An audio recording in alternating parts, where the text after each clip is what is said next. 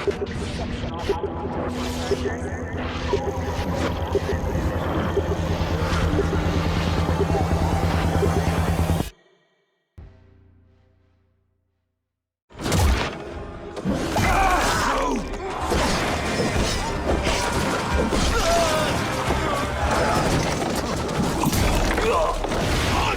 everyone, welcome to the Ubisoft Forward post-show. My name is Yusuf McGeed, and this is Assassin's Creed Valhalla. We're going to take a deep dive into about 30 minutes of gameplay, and we're joined by a very special guest here. Hey everyone, this is Philippe Bergeron, otherwise known as Fizz. I am the quest director on Assassin's Creed Valhalla. So Fizz, we're setting up here for what looks like an epic encounter. Tell us exactly what's going on here. Yeah, so here we're midway through the quest that we're showing for UB Forward. Here we're looking at the assault of Berg Castle. So these are big moments that usually sort of culminate at the end of the story. And so here Eivor, our Viking raider, is taking a group of raiders and Fyrds into Berg Castle to go and take down Rued and his clan. So who exactly is Rued, and why does Eivor sort of want to pick a fight with him? Basically, Rued comes into play about halfway through this story arc, where at the beginning of the arc, this is something that happens before, Rued basically caused a lot of turmoil within the territory, and Oswald, who's the sort of elderman to inherit this territory, needs your help to take him down. Oswald having just been defeated in a previous quest, and so here this is revenge, but also accomplishing your ultimate goal. So Fizz, as you're talking, we're seeing some of the combat of Valhalla. Can you tell us a little bit about the changes to combat this time around? We wanted to basically add a lot of new mechanics to it. So we added like some dual wielding for the player, like a stun system in there. And we really needed to do this to sort of portray that sort of the brutality that comes with being a Viking in this day and age. So it sort of fits into that, the time and the character.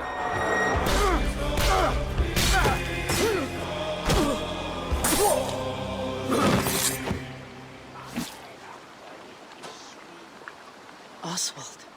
He lives. Oswald lives! Eivor, is that you? Shut your arse, twig spine. Here, Eivor has taken her entire army through the assault, and finally it's revealed that our Elderman, our ally, Oswald, is still alive, and Rued has him captive. So this is what it comes to, Wolfkist? Two Danes fighting over a filthy Saxon whoreson? If this swine is your prize, come and get him! So now that we've seen that Oswald is alive, we have Rued within our sights. What's the next step here? So the next move for Eivor is to finally face off against Rued. She has her allies, they can take care of the rest of the army. Now it's time to go one-on-one against Rued in one of our boss battles, actually. Your battle is not yet won, Oswald. And it's worth pointing out, actually, that here what we're showing is the player going and facing off against Rued aggressively, but we tend to always have to support a 360-degree approach in these things. So the player could have approached this a little bit more stealthily and gotten at least like a good critical hit on either Rued or his wolf, and so you can play this a little bit more strategically if that's your playstyle. So we're not only fighting Rued here, but also his pet wolf, right? One of my preferred strategies is to eliminate the wolf first, just focus fire on him. It takes at least one opponent out of the combat. Now Rued will have extra abilities that come into play if you do eliminate his wolf, but I think having one opponent less in the battlefield makes for a good strategy in the whole.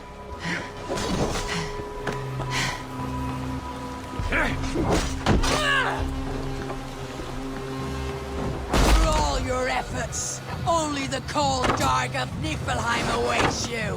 Valhalla is my destiny. That fate will not be met today. Why does they should be ruined, Wolfkist? Made thralls, not treated as equals. We are better than this. Than all of them. Do not drag me down to the sewage you wallow in. We just had Dane fight tooth and nail for a Saxon. You'd throw in with these wastrels? These arrogant swine? Eivor, no! He should be tried before God, a lawful assembly. All right, so we've defeated Rued, we freed Oswald. What comes next? Oswald, in this case, prefers for Rued to be kept alive, and so you basically have to choose, are you going to go against his wishes or stay true to your nature? So we have this choice to make, but before we get into that, I want to rewind a little bit because we just did this big, grand assault, but Eivor couldn't have done it alone. She clearly had to recruit some folks along the way, get some troops, get some allies. So let's actually rewind and see how we went about first gathering those troops. Right, so when coming up to an assault, it's a game of numbers. Eivor can go into pretty much any location and be a stealthy Viking, eliminating some of the assets, which ultimately would be a strategy. You can do that, and you'll have some of the ingredients or of the assets there that will have been sabotaged, but you still need an army. So here what we're seeing is Eivor going around the countryside and raising what we call a fyrd, which is the men and the women of the territory who come up and fight in the name of a king. So here Eivor is going around and trying to convince people to fight in the name of Oswald to finally take down the oppressor that is Rued. Defending East Anglia, defending you. Will you not do the same? What? Die in defense of a lost cause? Yeah, so she's really using like the image and like the leadership that Oswald had, what he meant to the people in his name. She's going to recruit these people. Pretty words, Dane. But the men of Theovard have their own battles to fight. So we're told by this Reeve that there are troops, there are allies that he could add to our cause, but first we sort of need to do him a favor, is that right? Yeah, so obviously these people have been run down by Rued and the impact he's had on the territory, so I think a lot of these people have sort of lost hope. And so you need to show them that there is hope. And so here Eivor is basically helping them take back one of their prized locations by taking a couple men and raiding a nearby township, basically taking it back for the people and showing that there's a reason to continue fighting and then get them on your side.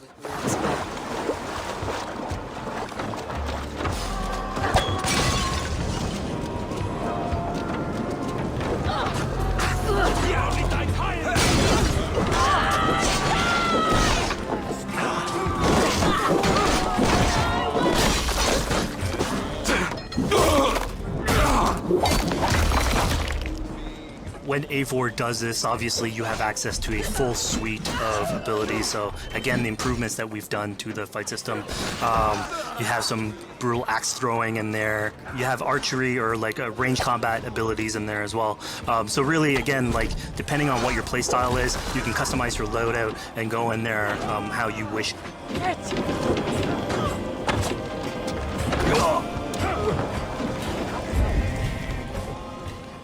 Fizz, we just saw this giant pulse go out. What exactly was that? So that is what we call the Odin sight. The Odin sight is basically our interpretation of the eagle vision from previous games, and we thought it was good to sort of bring that back. It's basically Eivor's intuition. It's how she perceives the world. When the player uses that, it'll highlight basically interactive objects, like things that will bring her an advantage. So we'll have arrows, like health consumables that are in there. So it really is like a good way of sort of understanding the world and showing you like things that you can go and touch. Yeah, I mean, speaking of things we can touch, we just picked up this awesome new weapon.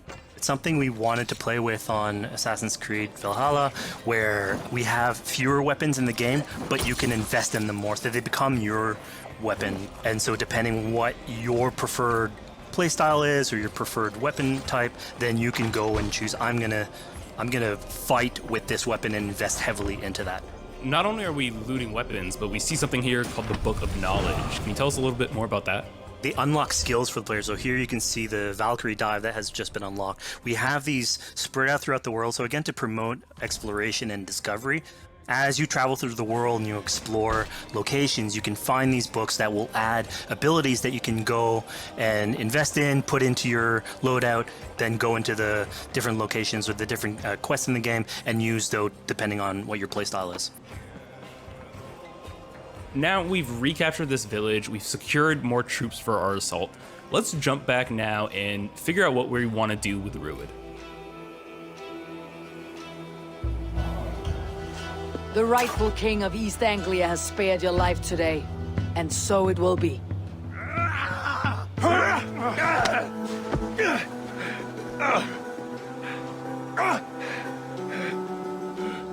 Compassion is a virtue suited for anyone, Eivor, including you. Thank you.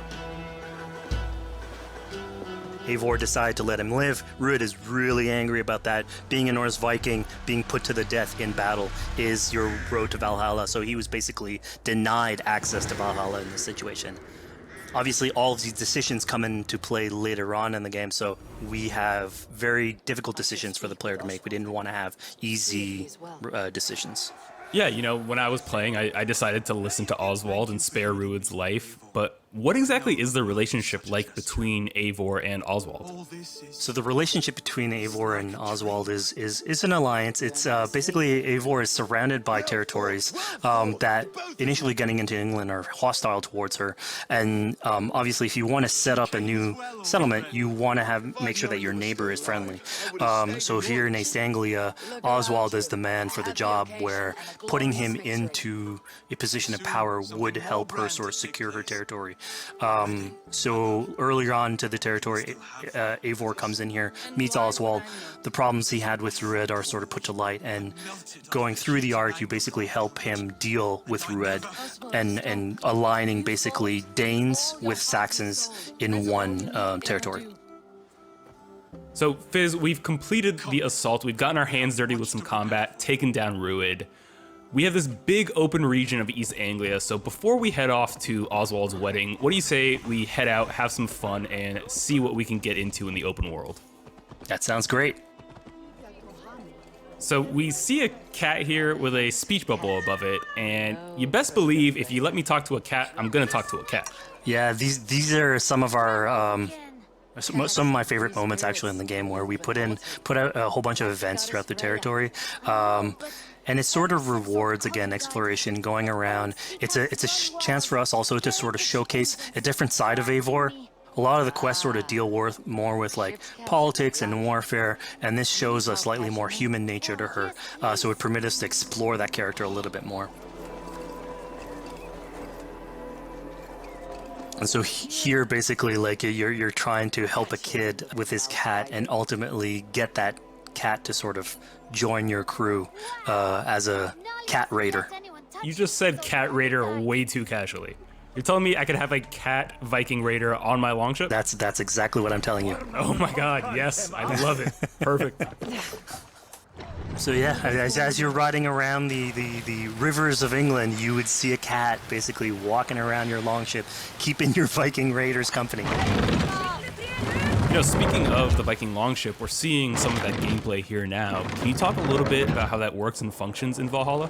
Yeah, so starting out on this project, I think the Viking longship is one of the biggest images that we all have when we think about Vikings in our game. And so Vikings had this awesome design for longship that had a very shallow hull, so it permitted them to go very far inland very quickly, and you could basically disembark Viking raiders like on pretty much any shore. We added that into the game, where you can basically sail up to any location and then just decide to disembark with your guys and raid a location, loot all its treasure, get back in the ship, and then continue sailing down the river to your next opportunity. So I know past Assassin's Creed games allowed for songs and things like that to be sung on ships. Will Valhalla have a similar version of that? Yeah, so this is something we actually wanted the crew of your ship to become like your home away from home. So we added stories and songs into the ship. So basically, as the player is going around, you could decide to have your skald sort of sing a song for you as you row down the river. But you can also decide, depending on who the raiders are in your ship, to hear more about their life. So you can actually queue up stories, and they'll give you a little bit more background on who they are. So you get to know your sort of fighters as you're traveling around the world, which is a cool moment. So here we're seeing a bit of a different view. What exactly are we looking at? We had this on previous Assassins, where you would like ride on your horse, and you could pull out, have the horse sort of follow the track. We have a similar thing for the ship, where you can put up your sails. It's cruise control for the ship, so you can pull back, take in the scenery, listen to some songs or some stories, and just take it all in.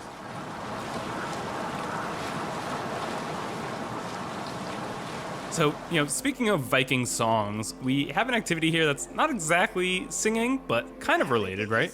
Yeah, so here what we have is what we call flighting, which was an activity that Norse people would partake in.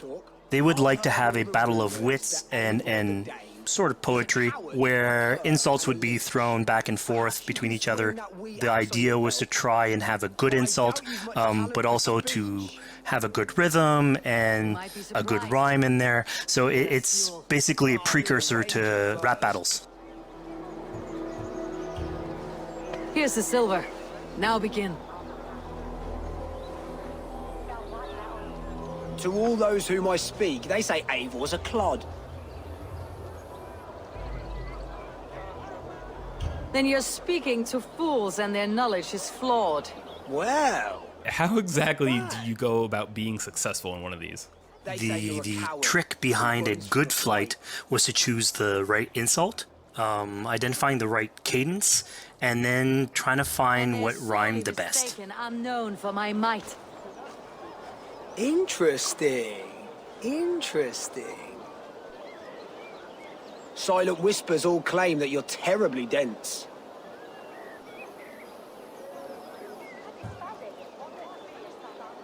Then you've clearly misheard them. My wit is immense. Oh, you looked out with that one. Well, what a surprise.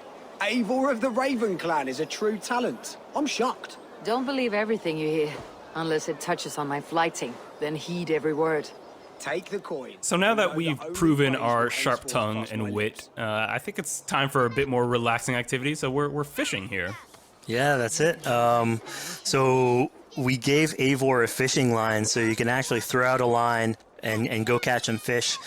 This is used basically to play into our new health loop, where the player will lose health in the world, and it doesn't automatically regenerate like we would have in the past. So you actually have to go out and get some supplies. So you'll find mushrooms and some food that you can gather. But here, like you can also catch some fish and consume that to regain some health.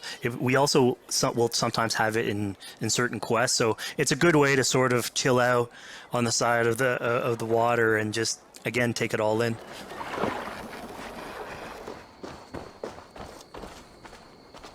So this is what we call one of our offering altars. So the idea is that you find these around the world and you make offerings to it. So it'll take like animal parts and stuff that you can find throughout the world. Here what you're seeing though is sort of like a fancy version of it, where as you do your offering you get interrupted by some kids that basically come and steal your stuff. So it's just a way for us to sort of showcase that like the systems and the activities in the world can sort of play in with some quests and some little events. So it's our way to sort of dress up these moments and make it all fit inside the whole experience. Yeah, this seemed like a really sort of unexpected turn for what I thought was going to be kind of a simple interaction. Yeah, and it's really what we were trying to do with these events is to give another dimension to Eivor, other than just, the pure rar Viking or the politician. Because you can imagine at some point that will grow old if you're always telling that version of the character. So it lets us really go into the depth of who is Eivor, what motivates her, how she can interact with the world outside of warfare and politics. But your stealth needs work. We were close. And it also showcases like a different facet of the world at the same time. It's not only Eivor. So it just widens the breadth of the stories that we can tell. So who exactly are these two children? These are kids of East Anglia. They are going through tough times with whatever Rued's been doing to the territory. And so they're just here trying to survive and basically exploit the people that are there to make offerings.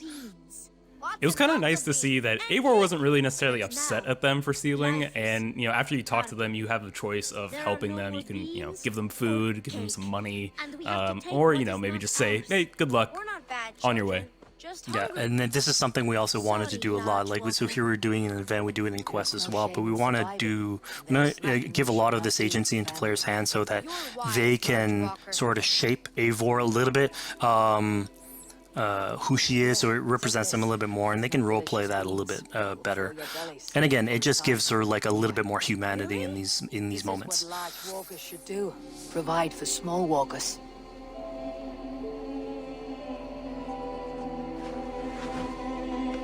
here, Large Walker. A necklace? Yes, it's a St. Martin seal. You're welcome here anytime, Large Walker. You're one of us now. Visit us, okay? I will. Take care now, small green walkers. So I think AC veterans might recognize this here, but what exactly is Eivor chasing down? Yeah, so here you're seeing Eivor running down one of our tattoo images. So this is challenging the player on free run abilities, but also for fans of the series, sort of pulling at their heartstrings for some beloved features. So are we going to be able to tattoo Eivor? Yes, by collecting these tattoos, you actually bring them back to your settlement, and then you can customize different body parts, having different tattoos everywhere. So again, another form of expression, and it's sort of to represent that Viking culture. Fizz, one of my favorite things when I was just out there exploring East Anglia was coming upon a house or a building and realizing that there was a chest inside, but that there was no easy way in. And in this case, I saw all the doors were barred, but I knew that because there was a chest in there, there must have been some way to get inside. So I went around the back and, found a way in. Yeah, I'm glad you actually caught on to that. You're pointing at something that we wanted to work on a lot on Valhalla, where we wanted the exploration to make you feel smarter. So we played a lot with puzzle solving, so making sure that every house that you find sort of appeals to you, like it draws your attention, and then when you want to come and explore, it's not given to you. You still have to work for it a little bit, so it'll challenge you on your observation skills, logic, just trying to find how do I get into this. So we play a lot with level design, quest design to offer challenges to players, and you basically come out of it like with a better feeling for the exploration, but you also get to see more of a story behind these locations, which we've crafted. So it gave us a little bit more time to sort of slow down the experience and tell a different version of a story.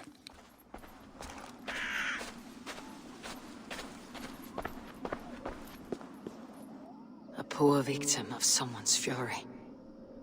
Yeah, I mean, speaking about exploration and just finding things out in the world, I was just wandering and came across this clearing and found this kind of morbid altar. Yeah, so this is one of our bigger events that we have scattered in the world. So as Eivor explores, she can find altars like this, and by interacting with them, here it's a trap that's been set by this character named Regan. Now, there's a bigger story behind all this. There's multiple steps to it later on. So this is one of the moments. It permits us to go into a slightly more mystical realm and play with a boss fight that has more magical abilities, if we will. And basically have this awesome boss fight in the middle of the swamps. And so here the abilities that you see Reagan using are a little bit on the mystical side of things. What's happening is Eivor at the beginning in that trap is poisoned, and so she starts sort of hallucinating, seeing the world in a sort of different light and filter. And so that's sort of what lets us go into the realm of the weird. My rage, spirit of my father's rage, fill me!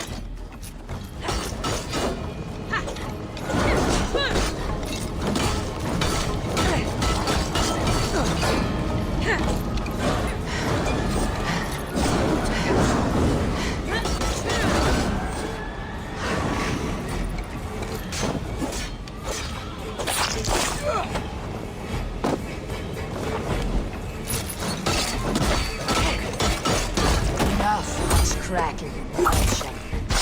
Arrest your demons. So we just saw here that Regan belongs to something called the Daughters of Lyrion. Yeah, that's correct. By finding the other daughters, you'll get a little bit more backstory on who they are, so we don't want to spoil that too much. But it creates like a sort of greater story that is not on the main path in any way, but it is still very rich and adds to the lore of this world and actually plays into history. So we just had a really exciting, really intense boss battle. I think it's time for something a little bit more relaxing and calming now. Yeah, it's all about pacing yourself with the highs and the lows. So here we have a low chill moment of what we call building a cairn. So Eivor, as she explores the world, will find these sort of meditative areas where you have a pile of rocks that you could just stack on top of one another using physics. And I mean, yeah, the ultimate goal is to try and get the highest pile of rocks, but really it's about taking in the sights, relaxing, taking a step back, and just building something. Together we stack stones into cairns. These? Yes. Think of this as a test of mind and wit. Stack the cairn stones high and wide into any shape you like. I mean, you can spend as much time as you want building these things, making them as high as you want, as weird as you want. I'm sure like a lot of these stuff will end up on the internet, like people comparing structures. And the cool thing is that once you've built it and you decide to get out of it, it sort of stays there. And so that's yours, right? And until the moment where you come back and you want to build a new one. It's sort of cool that we were able to give that to players to express themselves. At this point in the demo, we've explored East Anglia, we've met some children, we've broken into a house, we fought a boss, we built a cairn. I think now it's finally time to go and head off to Oswald's wedding. Yeah, so this is the moment it's all been building up to. By the moment you get into the territory, it's sort of like mentioned by Oswald that he's trying to get married with his Dane lady. And so as you go through the arc, that's sort of like the underlying thread. Really, it's about Rued creating turmoil in the territory and helping Oswald sort of get above that and show that he's a good leader.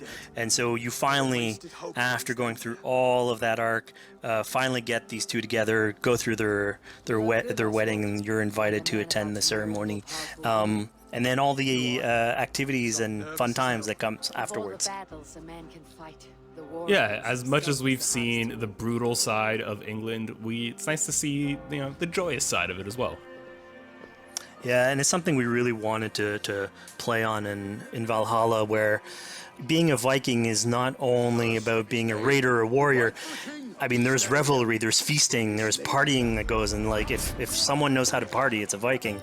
And so here, this is one of our opportunities to sort of show what a sort of Viking gathering is. And what's cool here is it's a good alliance of Norse culture with Saxon culture, sort of smashing those two things together and building bridges. Yeah, I mean, what's a wedding without some drunk archery, right?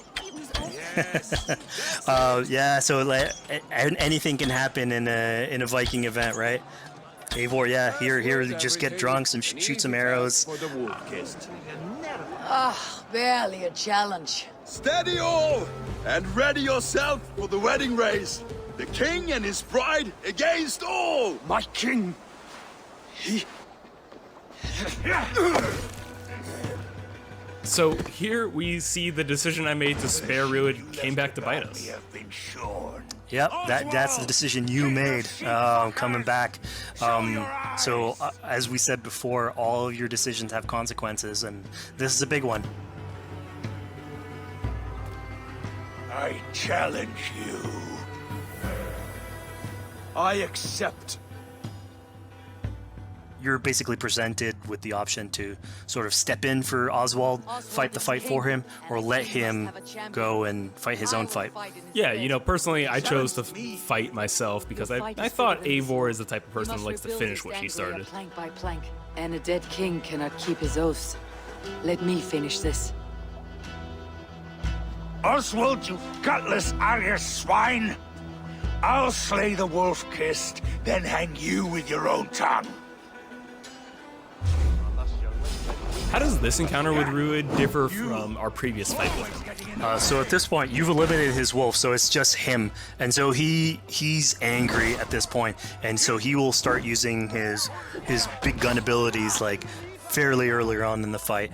So it's way more vicious, way faster. There's less strategy. He goes literally swords blazing at you. And so this is a fight to the death.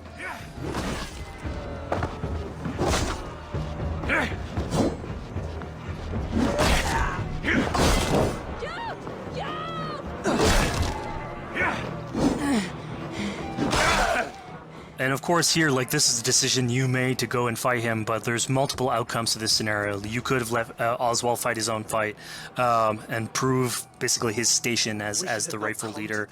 If you had eliminated Rued, obviously this would not have happened. It would have been a slightly more joyous occasion.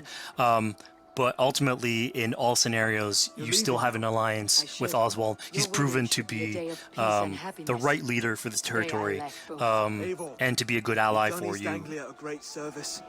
I promised you an alliance, and now you have it. And one day I will need you to make good on that alliance. So we're about to take off from the wedding, but Eivor decides it's a good idea to check up on her friend Finner. Yeah, so Finner is probably one of the more recurring characters in this arc. You get to meet him very early on. He's a very endearing character, sort of used to have a Viking life, sort of misses it, and going through all these adventures together is sort of like lights that fire back, and so he's willing to join you in your raiders. So he's one of many raiders that you'll encounter in the game, and you can sort of recruit, bring back home, and then have them sort of join you on your adventures on Longship. He can tell you these stories that we're telling you about. You get a little bit to know a little bit more about him. So again, it's a fun way to sort of discover more about these characters that you meet and bring them along for adventures. Together. I'll gather my things. Well, folks, we've come to the end of our Assassin's Creed Valhalla playthrough. Fizz, thank you so much for joining us. When and where can people play it? Assassin's Creed Valhalla will be out on Xbox Series X and PlayStation 5, and is coming to Xbox One, PlayStation 4, PC, and Stadia on November 17th.